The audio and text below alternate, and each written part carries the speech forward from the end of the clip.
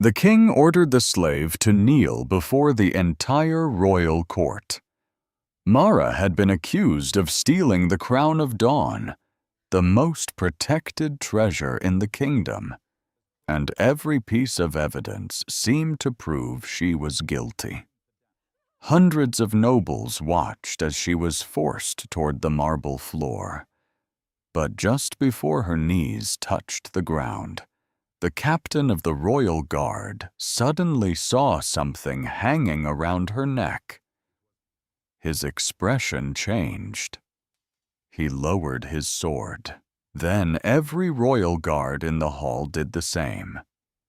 One by one, they stepped forward and bowed before the woman everyone believed was nothing but a slave.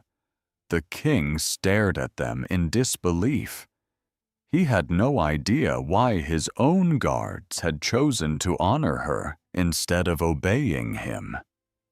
And the answer would reveal a secret that someone inside the palace had spent 20 years trying to bury. In the Kingdom of Eldoria, people were born into places that were difficult to escape. Nobles were born behind palace gates. Merchants were born into businesses. Farmers inherited fields. Soldiers inherited weapons. And slaves inherited the chains of their parents. The law divided people before they were old enough to understand what freedom meant. At the very top stood King Aldren, ruler of Eldoria for 22 years, surrounded by nobles who had spent their entire lives protecting the privileges of their families. Beneath them stood thousands of ordinary citizens who worked, paid taxes, served in armies, and kept the kingdom alive. And beneath all of them stood the slaves, people whose names could be bought, sold, transferred, or erased by the people who owned them. Among those slaves lived a young woman named Mara. She had no family name because the palace records had never given her one. Her official identity was nothing more than a number written on an old servant register. She had been brought into the royal palace when she was still a child and had spent most of her life working in places where nobles rarely looked. She cleaned corridors before sunrise, carried water to the kitchens, delivered folded clothes to the royal chambers, and spent long hours repairing damaged furniture and curtains. Her clothes were always plain, her shoes were always worn, and her hands carried the marks of years of work. Yet there was something about Mara that separated her from the other servants. She watched everything. She remembered everything. While other servants hurried through their duties with their eyes lowered, Mara noticed which guards changed positions, which ministers visited secret rooms, which noble families arrived after midnight, and which palace doors were never opened. She understood that the palace was full of secrets because people behaved differently when they believed servants were invisible. Mara had learned that being ignored could sometimes become a kind of protection. Nobody considered a slave dangerous. Nobody imagined that the quiet young woman carrying laundry through the western corridor understood more about the palace than many nobles who had lived there for generations.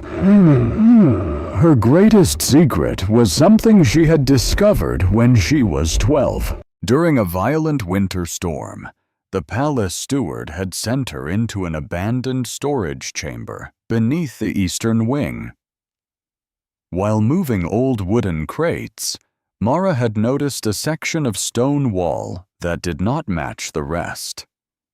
Behind it was a narrow passage leading deep beneath the palace.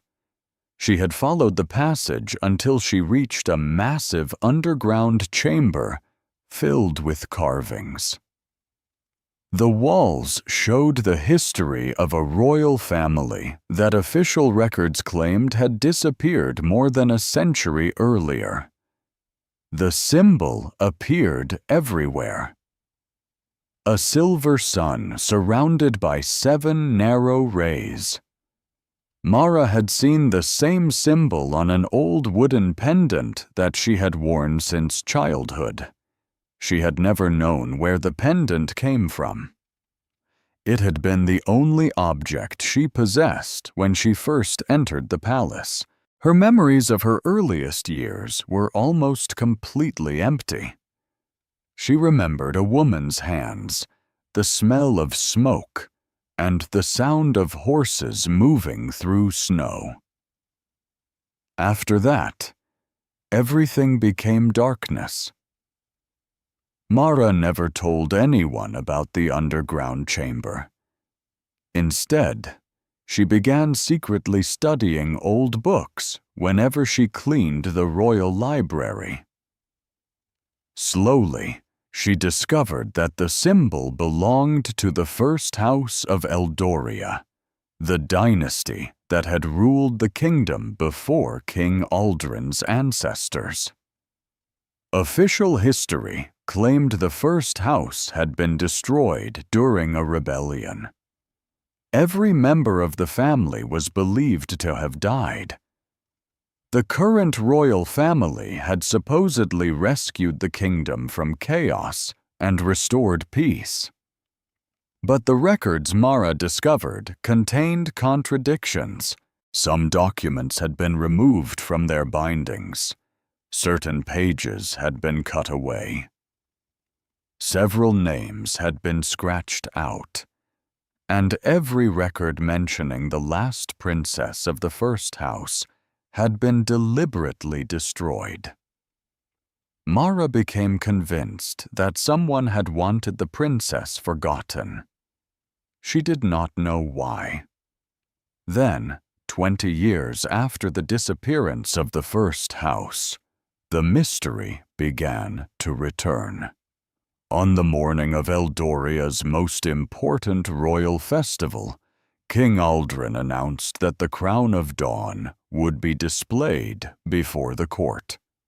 The crown was considered the oldest royal treasure in the kingdom.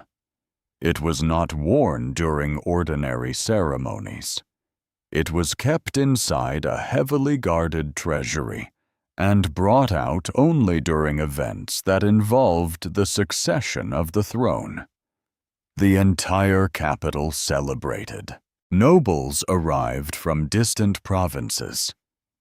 Foreign ambassadors entered the palace. Musicians filled the outer courtyard. Servants worked throughout the night preparing food and decorations. Mara was assigned to clean the Great Hall before the ceremony. While polishing the marble behind the throne, she noticed something unusual beneath the floor. A narrow layer of dust had been disturbed near the entrance to the old treasury corridor. She recognized the marks immediately. Someone had dragged a heavy object through the passage. Before she could investigate, the palace bells began ringing. The Crown of Dawn was missing. Guards sealed every gate. No servant could leave. Every room was searched. The treasury itself showed no sign of forced entry, yet one piece of evidence seemed to point directly toward Mara. A strip of cloth from her servant uniform was discovered inside the treasury. Her fingerprints were found on the outer door because she had cleaned it the previous evening. Most damaging of all, a guard claimed to have seen her near the treasury shortly before the crown disappeared. Lord Veyran, the king's most powerful advisor, immediately presented the evidence as proof of guilt. Mara was taken from the servants' quarters and brought into the great hall. Hundreds of nobles watched as she stood alone beneath the enormous royal banners. King Aldren sat upon the throne. The royal council stood behind him. Lord Veyran held the accusation documents in his hands. The king looked at Mara as if her guilt had already been decided. He ordered her to kneel. Mara lowered her head and slowly began to bend. The palace became completely silent. She could hear the movement of her own breathing. Her knees were only inches from the marble floor when something unexpected happened. The royal guard surrounding the throne suddenly moved at the same time. Every sword was lowered. Every shield was turned toward the floor. Every guard stepped forward and bowed. The nobles stared in confusion. King Aldren rose from his throne. He could not understand why the soldiers sworn to obey him had just honored a slave accused of stealing the kingdom's most sacred treasure. Mara herself remained frozen in place. Then the oldest captain of the royal guard looked at the wooden pendant hanging from her neck. His face changed. He had seen that symbol before. He had spent 20 years searching for it. And in that instant, the captain realized that the slave standing before the king was the child he had once sworn to protect. The royal hall remained frozen after the guards bowed. King Aldren demanded an explanation, but the captain of the royal guard did not immediately answer. His name was Rowan, and he had served the crown for more than 30 years. He had guarded 3 generations of nobles and survived 2 wars. He had never broken formation, never refused an order, and never bowed to anyone without the king's permission. Yet he now stood before Mara with his head lowered, because the pendant around her neck carried a symbol that had been hidden from the kingdom for 2 decades. Rowan knew that symbol better than anyone. 20 years earlier, when he had been a much younger soldier, he had been assigned to the underground chambers beneath the palace. A rebellion had supposedly begun inside the capital. The royal family had ordered the guards to secure the palace and protect the throne. During the chaos, Rowan had discovered that the rebellion was not what it appeared to be. Members of the first house were being hunted inside their own palace. Rowan had found Princess Elara, the last known daughter of the first house, hiding in a secret chamber. She had been badly injured and was carrying a newborn child. Before she died, she had placed the wooden pendant around the baby's neck and entrusted the child to Rowan. She had instructed him to protect the baby until the danger had passed. But the danger never truly passed. Rowan had taken the child outside the palace and secretly placed her with a family loyal to the old royal house. For several years, the girl lived safely. Then the family fell into poverty. The child was eventually separated from them and sold into palace service. Rowan had searched for her repeatedly, but every trail ended. He had no portrait, no official name, and no proof that the child was still alive. He only possessed the memory of the pendant. When he saw it around Mara's neck, he finally understood. The lost heir had been living inside the palace for 17 years. She had been cleaning the floors beneath the throne, while the descendants of those who stole the throne sat above her. Rowan's discovery explained the guard's behavior, but it did not explain the missing Crown of Dawn. Mara was taken to a private chamber under guard. Rowan followed her and revealed what he knew. He did not need to speak in front of the court, because Mara could read the truth from his actions and the ancient documents he carried. The captain showed her the old royal seal and the record of Princess Elara's disappearance. The pendant was not merely a family object. It contained a hidden metal piece engraved with the symbol of the first house. The guards had preserved an ancient oath. If the surviving heir of the first house was ever found, they were required to protect her, regardless of who occupied the throne. Mara struggled to accept the truth. Her entire life had been built around the belief that she was nobody. She had been told that she was born without a family name. She had been punished for small mistakes and ignored during important events. She had slept in servants' quarters while nobles lived in rooms larger than her entire childhood home. Now she was being told that she was a last legitimate heir to the kingdom. But Mara understood that blood alone could not explain why someone had stolen the crown on the same day her identity was discovered. She returned to the underground chamber with Rowan and several trusted guards. The passage beneath the palace had remained untouched for generations. At the end stood a stone door covered with the same silver sun symbol.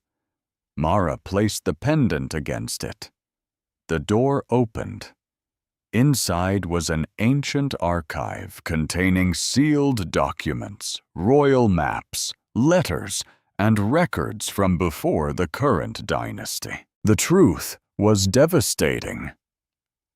The rebellion that supposedly destroyed the first house had been created by a group of powerful nobles who wanted a weaker monarchy. They had murdered members of the royal family, erased records, and placed another branch of nobility on the throne. King Aldren's ancestors had not started the conspiracy, but they had benefited from it. The current royal family had inherited a throne whose foundation was built on lies. Mara found another document describing the Crown of Dawn. It revealed that the crown had originally belonged to the first house. Beneath its gold surface was a crystal capable of revealing the ancient royal seal. If Mara touched the crown, the crystal would confirm her bloodline publicly. Whoever had stolen it, therefore, had a reason to keep it hidden. Before Mara could investigate further, footsteps echoed through the tunnel. Lord Veyran appeared at the entrance carrying the missing crown. He was no longer pretending to be a concerned advisor. His face showed that he knew exactly what Mara had discovered. The crown was in his hands because he had stolen it himself. He had arranged the evidence against Mara because he had learned that her identity was beginning to surface.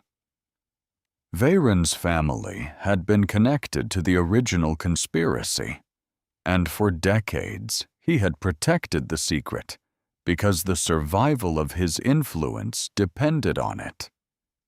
He had manipulated the royal archives, controlled access to historical documents, and quietly removed anyone who came too close to the truth.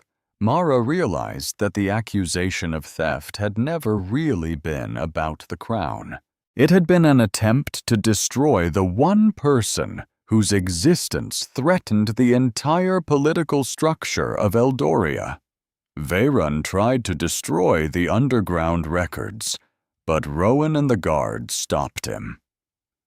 During the struggle, the crown of dawn fell from his hands. Mara picked it up.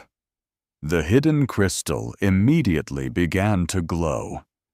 The silver sun appeared across its surface. Rowan bowed again. The guards followed. There was no longer any doubt. Mara was the surviving heir. But instead of celebrating, she looked at the ancient records and understood that claiming the throne would not solve the problem. Eldoria had been built around a system where people were taught to obey whoever stood above them. If she simply replaced one royal family with another, nothing would truly change. The question was no longer whether Mara could become queen. The question was whether she could become a different kind of queen. Mara returned to the great hall, carrying the crown of dawn. King Aldren remained seated upon the throne, but the confidence that had filled his face earlier was gone. The evidence from the underground archive was placed before the royal council. Ancient seals were compared with the pendant. Historical records were examined. The royal historian verified the handwriting of Princess Elara.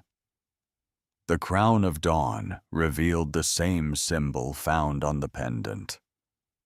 Every piece of evidence confirmed Mara's identity. The court was forced to accept something that would have been impossible only one day earlier. The woman they had called a slave was the rightful descendant of the dynasty that had ruled Eldoria before the current royal family. Yet Mara did not demand that King Aldren immediately surrender the throne. She understood that the kingdom could not survive another violent succession. She asked for the historical records to be opened to the public and for an investigation into the original conspiracy. Aldren agreed. For the first time in his reign, he ordered the royal archives opened without restrictions. What followed shocked the kingdom. Documents revealed that the current dynasty had not been directly responsible for the massacre, but several noble families had known the truth for generations. Some had benefited from land seizures. Others had received titles after members of the first house were removed. Several families had built enormous fortunes from properties that had originally belonged to the old royal line. Lord Veyran was arrested and placed under investigation. His confession revealed that he had hidden the truth because he believed the kingdom would collapse if Mara returned. But Mara saw the deeper problem. The kingdom had already been unstable. The poor had been burdened by taxes. Slaves had been treated as property. Noble families controlled courts and military positions. The royal palace had been protected from the suffering of ordinary people. Mara had lived that life herself. She knew what it meant to be invisible. She knew what it meant to work until her hands hurt, while nobles complained about the quality of a meal. She knew what it meant to have no legal name. She also knew that becoming queen could easily make her forget all of that. So she began changing the kingdom before taking the throne. Her first demand was the abolition of slavery. The proposal caused panic among powerful families. Many noble estates depended on unpaid labor. Merchants feared losing cheap workers. Some members of the royal council warned that the economy would collapse. Mara refused to withdraw the demand. She ordered that every slave receive legal freedom, a registered name, protection under the law, and the right to earn wages. Children born to former slaves would no longer inherit the status of their parents. The law was passed after weeks of political conflict. The kingdom changed almost immediately. Some noble families resisted. Others attempted to hide slaves on remote estates. Royal inspectors were sent throughout the provinces. The guards who had once protected noble houses were now instructed to protect the newly freed citizens. Mara also ordered the royal treasury to compensate families who had been illegally stripped of their land during the old conspiracy. The reforms made her enemies among the aristocracy, but they also created a powerful group of supporters among ordinary people. King Aldren watched everything carefully. He had never imagined that the slave he had ordered to kneel would become the person capable of changing the entire legal system. Eventually, Aldren accepted that Mara's claim could not be denied. He announced that he would serve as regent while the royal council formally recognized her as heir. The ceremony was held in the capital before thousands of citizens. Mara entered the city without a military parade. She wore a simple dress and carried no weapon. She refused to ride above the people and instead walked through the streets. Former slaves stood beside merchants, farmers, soldiers, and nobles. For many citizens, the sight was difficult to understand. The future queen had once belonged to the lowest class of society, yet she now walked toward the palace as its rightful ruler. When she reached the great hall, the crown of dawn was placed before the throne. Mara did not immediately put it on her head. She wanted the people to understand that the crown did not give a ruler the right to do whatever she wanted. She wanted the kingdom to understand that law stood above the crown. Her coronation was scheduled for 1 month later. During that month, she traveled through the provinces. She visited villages that had never seen a member of the royal family. She saw broken roads, empty schools, hungry workers, and families still trapped in debt. She listened more than she commanded. Each journey strengthened her belief that the kingdom needed reform far beyond the abolition of slavery. Yet while Mara traveled, something dangerous was happening in the northern provinces. Several noble families had refused to accept her authority. They claimed that a former slave could never rule the kingdom, regardless of her bloodline. Secret armies began gathering. Letters were exchanged between nobles. Gold was moved through hidden channels. A rebellion was being prepared. The leaders believed that Mara would be easier to defeat before her coronation. Their plan was simple. They would capture several northern fortresses, cut off supplies to the capital, and force King Aldren to declare Mara illegitimate. Mara learned about the plan through the royal guards. The council urged her to send an army north. Mara refused. She knew that another war could destroy everything she had worked to build. Instead, she decided to travel directly to the rebels. She wanted to face the people who believed she did not belong on the throne.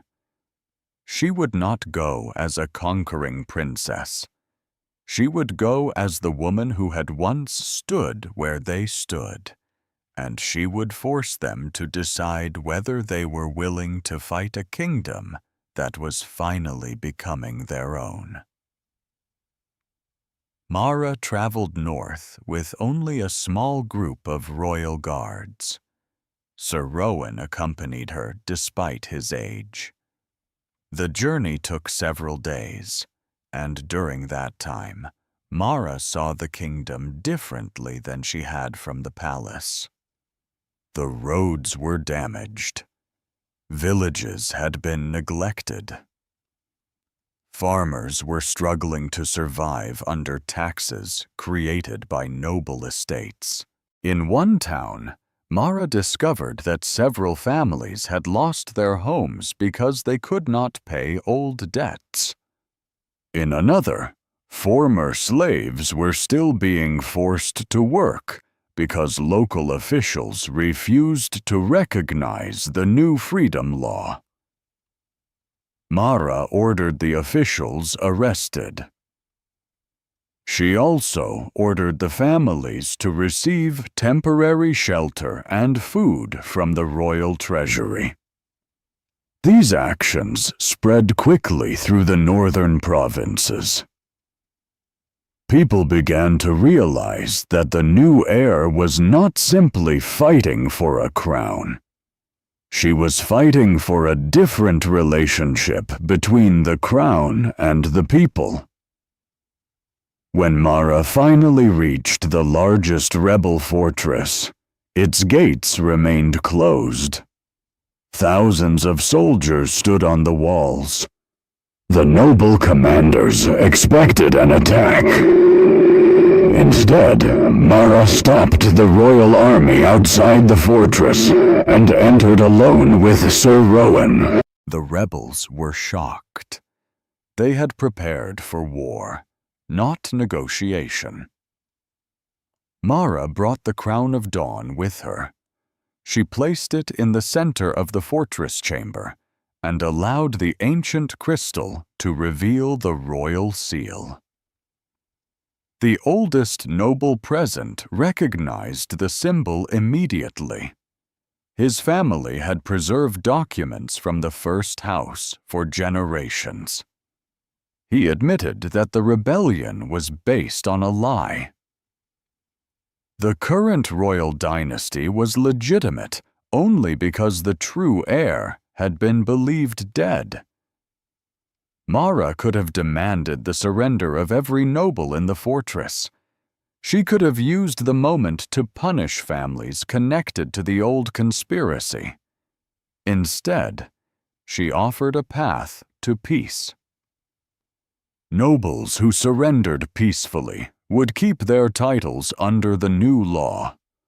Nobles who had stolen land would return it. Nobles who had abused slaves would face trial. Their children would not be punished for their parents' crimes. The proposal divided the rebels. Some wanted to continue fighting.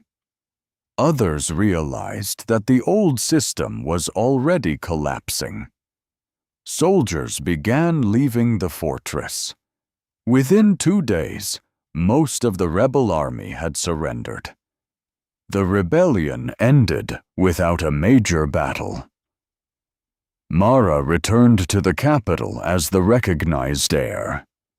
Her popularity had grown, but so had the fear among powerful families. They understood that if she became queen, their old privileges would disappear. King Aldren received Mara privately and finally revealed something he had discovered while studying Princess Elara's records. He had found a letter written shortly before the massacre. The letter explained that Elara had once believed the most important goal was to restore her family to the throne. But after seeing the kingdom torn apart by political ambition, she had changed her mind. She believed that no royal family should possess unlimited power. She wanted her child to inherit not only the bloodline, but also the responsibility of creating laws that even the monarch could not escape. Mara understood that her mother had never wanted her simply to reclaim a crown. She wanted her daughter to prevent another generation from suffering the same tragedy. Mara therefore proposed a new constitution. The monarch would remain the head of state, but the royal council would be elected from different regions of the kingdom. Courts would become independent from noble families. Slavery would remain permanently forbidden. Royal taxes would be limited by law. Citizens would gain the right to petition the crown without paying fees. The proposal created another political struggle. Some nobles accused Mara of destroying tradition. Others supported her because they believed the reforms would create stability. King Aldren finally endorsed the constitution. His decision surprised the court. He knew that his reign would become smaller, but he also understood that the kingdom would become stronger. Mara's coronation took place after the constitution was approved. Thousands gathered in the great square. The crown of dawn was placed upon her head by the oldest royal historian, rather than by a priest or noble. Mara stood before the people as Queen of Eldoria.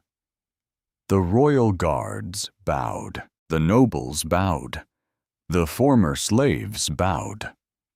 But Mara looked toward the crowd and noticed that many ordinary citizens remained standing. They did not bow because they did not believe they needed to. Mara understood that this was not disrespect. It was the beginning of freedom. She ordered the guards to remain at their posts and refused to demand that anyone kneel. Her first official act as queen was to sign the constitution. Her second was to establish a public archive containing the true history of the kingdom. Her third was to convert part of the palace into a school and public court. The reforms were celebrated across Eldoria, but one final secret remained.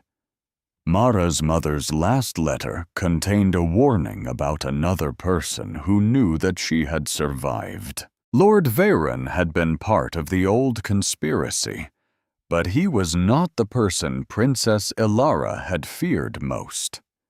The hidden message referred to someone inside the royal court who had watched Mara's entire life, someone who had known her identity since childhood, someone who had deliberately allowed her to remain a slave. Mara began searching the palace records. One name appeared again and again. Chancellor Darius. He had served the royal family for 40 years. He had controlled the royal seal. He had advised King Aldren. He had supported Mara's accusation when the crown of dawn disappeared. He had also been present in the palace during the original massacre. Mara realized that the conspiracy was not finished. The old kingdom had lost the throne, but some of the people who had created the lie were still standing inside the palace, and one of them had been waiting for the perfect moment to strike. Mara did not confront Chancellor Darius immediately. She understood that a man who had survived inside the royal court for 40 years would not be defeated by a simple accusation. Instead, she quietly ordered the royal archives searched for every document connected to his career.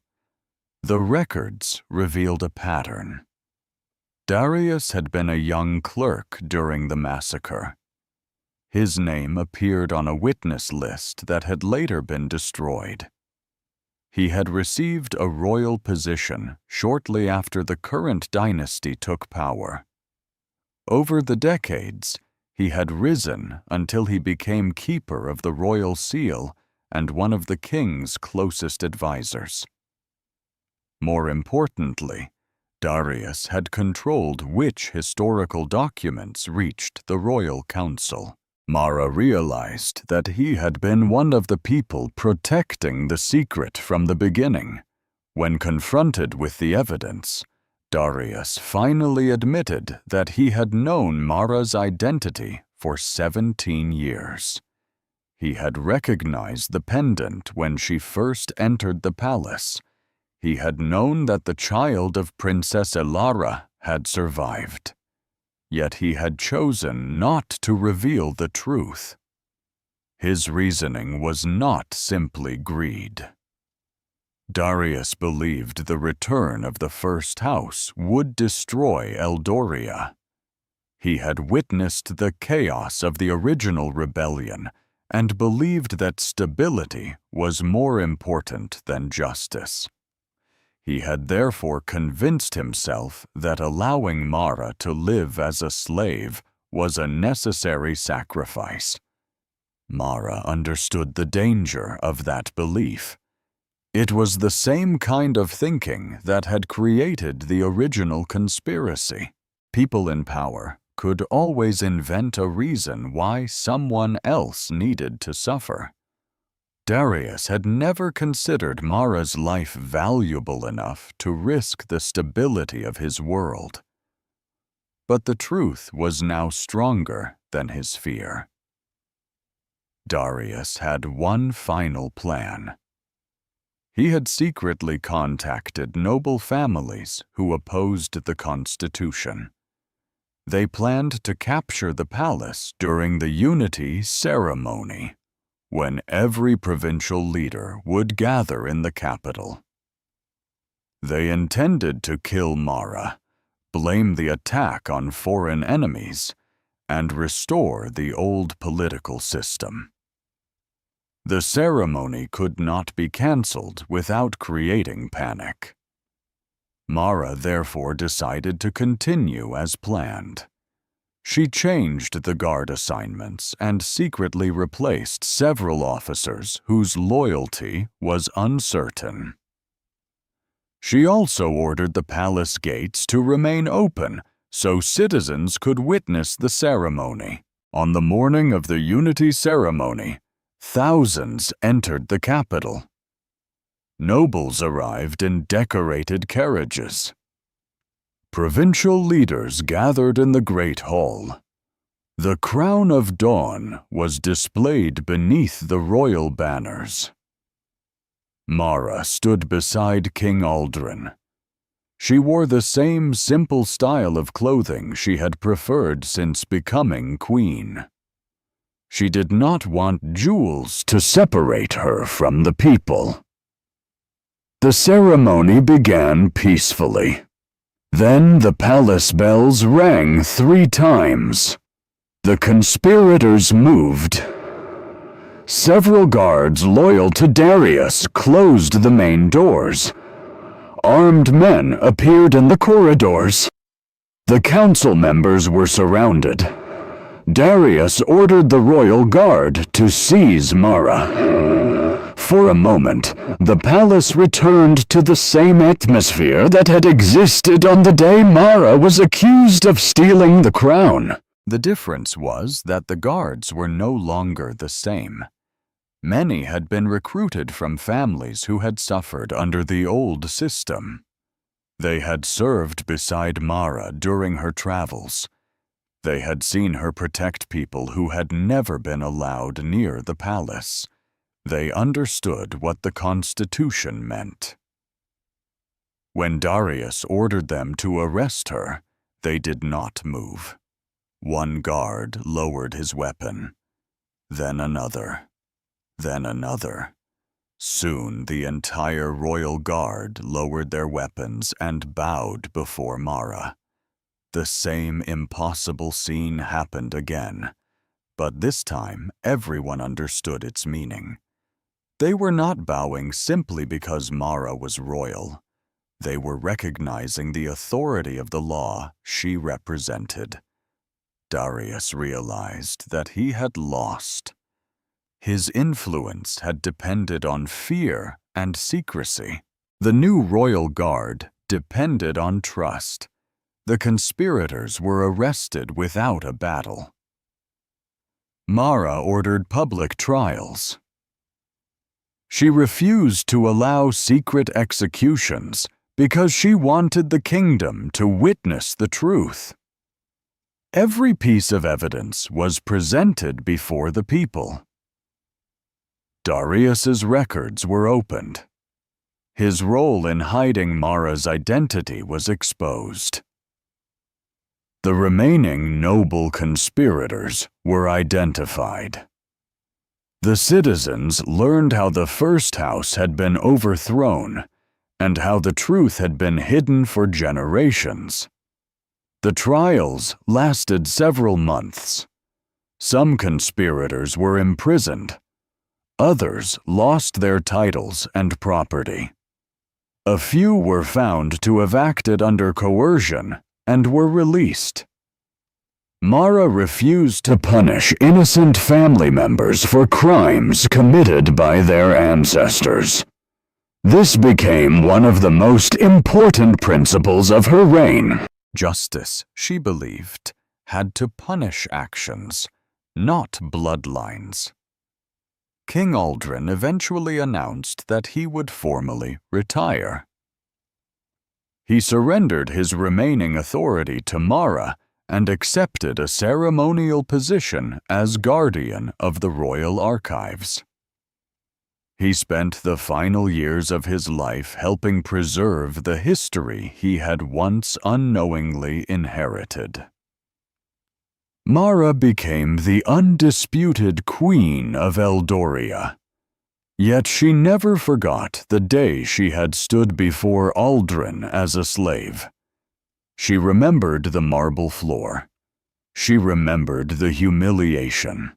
She remembered the confusion when the guards bowed. That memory shaped every decision she made.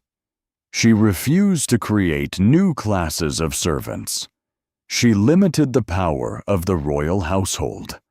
She required members of the royal family to obey the same laws as other citizens. She established schools for former slaves and created positions in government based on ability rather than birth. Over the next several years, Eldoria became more stable. Trade increased because ordinary workers were paid. Crime decreased because courts became fairer. The military became stronger because soldiers believed they were defending their own communities rather than protecting noble estates. The palace became less isolated. People could enter the public gardens. Citizens could submit petitions. Former slaves could become officials. Mara's reforms did not make every person happy, but they made the kingdom more equal. Then, on the 20th anniversary of the day she was ordered to kneel, Mara opened the final compartment inside her mother's pendant. A tiny piece of parchment had been hidden there all along. It contained one last instruction. Princess Elara had written that the first house had once belonged to a larger alliance of kingdoms beyond the eastern mountains. The alliance had been created to prevent wars and protect refugees. If Mara ever restored Eldoria, she was meant to find those old allies. The discovery gave Mara a new purpose.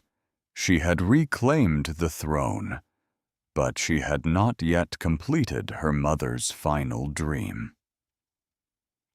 5 years after Mara's coronation, Eldoria had changed so completely that people who remembered the Old Kingdom sometimes struggled to recognize it.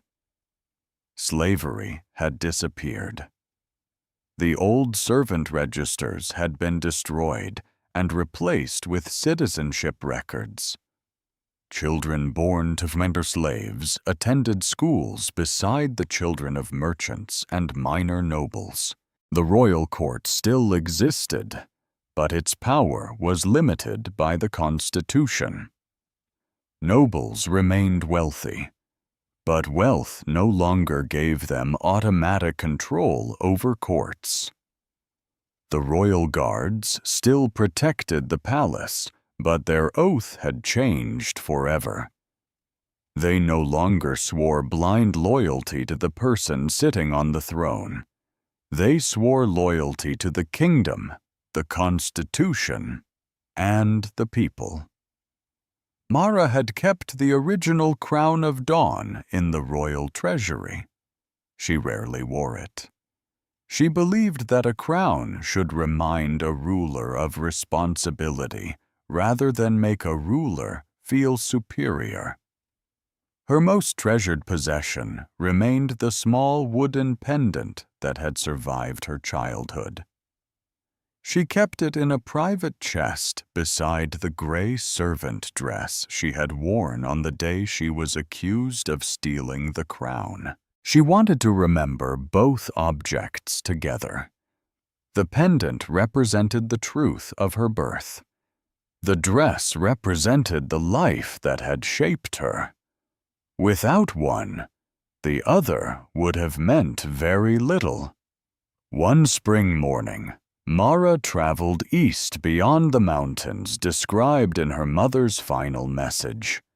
Sir Rowan accompanied her despite his age. The journey took several weeks. They crossed forests, rivers, and high mountain passes before reaching the ruins of an ancient fortress. Inside the fortress, Mara discovered the symbol of the first house carved into the stone. The old documents stored there revealed the full truth about her ancestors. The first house had not originally ruled through conquest. It had created an alliance of neighboring kingdoms based on shared laws, peaceful borders, and protection for displaced families. The alliance had collapsed after the first house was overthrown. Mara finally understood her mother's dream. Elara had never wanted her daughter to become powerful simply because she possessed royal blood. She wanted her daughter to restore the idea that power existed to protect people. Mara returned to Eldoria, carrying the ancient documents. Instead of keeping them secret, she presented them to the royal council. She invited neighboring rulers to create a new alliance. The negotiations lasted 2 years. Eventually, 12 kingdoms signed the Dawn Accord. The agreement established peaceful borders, fair trade, protection for refugees, and a permanent ban on slavery. Eldoria became the center of the alliance not because it was the strongest kingdom, but because it had chosen to limit the power of its own queen. The Dawn Accord transformed the region. Wars became less common. Trade routes reopened. Villages near the borders became prosperous. Families who had once feared invasion began building permanent homes. Mara's name became known far beyond Eldoria. Foreign rulers called her the Queen of the Dawn. But inside the palace, she remained the same woman who remembered carrying water through servants' corridors. She continued visiting ordinary villages. She refused extravagant banquets when food was scarce. She required the royal household to publish its expenses. She allowed citizens to criticize government officials without fear of punishment. Her rule became famous not because she demanded obedience, but because she made obedience less necessary. As the years passed, the story of her rise became almost legendary. Children learned that a slave had once been brought before a king and ordered to kneel. They learned that the royal guards had bowed before her instead. Some versions of the story became exaggerated. Some claimed that Mara had possessed magical blood. Others said the Crown of Dawn had chosen her. Mara always rejected those stories. She explained through the royal historians that there had been no magic. There had only been a hidden truth, and people brave enough to reveal it. She had not become queen because she was secretly better than everyone else. She had become queen because the law recognized her right, because the evidence proved her identity, and because she chose to use power differently from those who had ruled before her. On the 20th anniversary of her coronation, Mara returned to the Great Hall. The throne remained beneath the royal banners. The Crown of Dawn rested inside its glass chamber. The royal guards stood along the walls. Among them were young soldiers whose grandparents had once been slaves. They had earned their positions through service, training, and courage. Mara looked at them and remembered the first day she had seen them bow. At that time, she had believed the gesture meant that they knew something about her that she did not know about herself. Years later, she understood the deeper meaning. The guards had not bowed because she was powerful. They had bowed because they recognized the truth. They had recognized that the woman standing before them had a right to exist beyond the role that society had forced upon her. The king had believed that ordering a slave to kneel proved his authority. The guards had shown him the opposite. True authority did not come from forcing another person down. It came from having the courage to stand for what was right. Mara never again ordered anyone to kneel simply because of rank. During royal ceremonies, citizens were allowed to remain standing. Soldiers saluted because they chose to honor the office, not because they feared punishment. The palace gates remained open during public hours. The servants' quarters were transformed into offices and classrooms.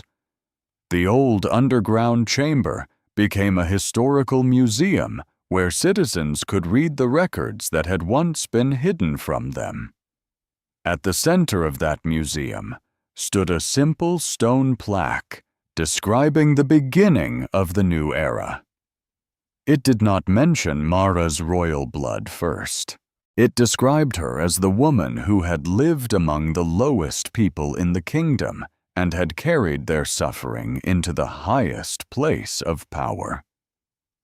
Years later, when Mara's children asked why she kept the old gray servant dress, she preserved the answer through the historians rather than through a speech.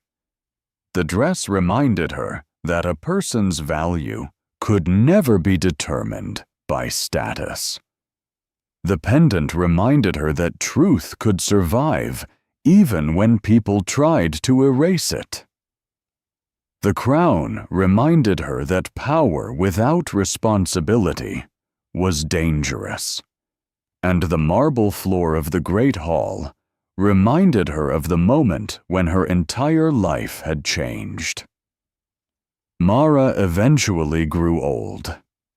Her reign lasted for decades. She became one of the longest-serving monarchs in Eldorian history. But she never allowed statues of herself to be placed above those of ordinary citizens. When she died peacefully many years later, the kingdom did not hold a ceremony demanding that everyone kneel. Instead, thousands of people gathered in the public square and stood together in silence. Former slaves stood beside nobles. Farmers stood beside soldiers. Teachers stood beside merchants. Children stood beside elders. No one was forced to bow. They simply stood together. That was the final proof of everything Mara had built. The kingdom no longer measured dignity by birth. It no longer believed that a crown made one person more human than another. The story that began with a king ordering a slave to kneel had ended with an entire kingdom learning why nobody should ever be forced to kneel because of who they were born to be. The royal guards who had once bowed before a nameless slave became the first symbol of that change. Their gesture had revealed a hidden princess, exposed an ancient conspiracy, and changed the course of Eldoria. But the true victory was not Mara's crown. It was the fact that the kingdom no longer needed people to kneel before it, understood their worth.